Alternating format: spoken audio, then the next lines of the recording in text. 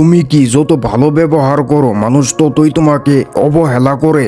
যদি হ্যাঁ, তাহলে আজকের ভিডিওটা শেষ পর্যন্ত দেখো।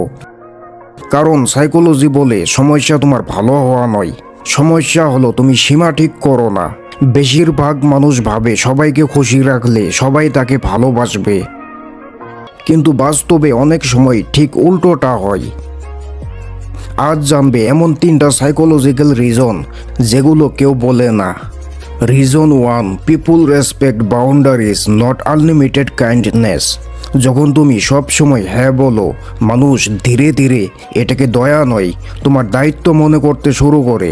আর যেদিন প্রথমবার না বলবে তখন তারাই অবাক হবে। তাই ভালো মানুষ হও, কিন্তু নিজের সীমা অবশ্যই ঠিক করে রাখো।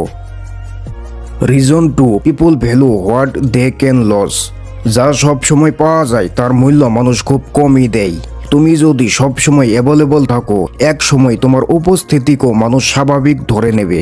তাই কখনো কখনো নিজের সময় আর শক্তির ভ্যালু দিতে শেখো।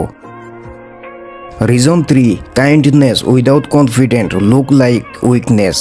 দয়ালু হওয়া দুর্বলতা নয়, কিন্তু যদি মানুষ দেখে তুমি প্রতিবাদী করতে পারো না, তখন অনেকেই সুযোগ নিতে শুরু করে। কনফিডেন্ট মানুষও দয়ালু হয়, কিন্তু প্রয়োজনে না বলতে জানে। মনে রেখো, ভালো মানুষ হও, কিন্তু এমন ভালো হও না যাতে মানুষ তোমাকে ব্যবহার করতে শেখে। রেসপেক্ট আসে শুধু ভালো ব্যবহারে নয়, নিজের ভ্যালু বুঝিয়ে দেওয়ার মাধ্যমেও।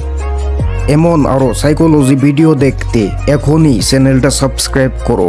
পরের ভিডিওতে জানবে কেন কিছু মানুষ তোমাকে ইচ্ছা করে ইগনোর করে।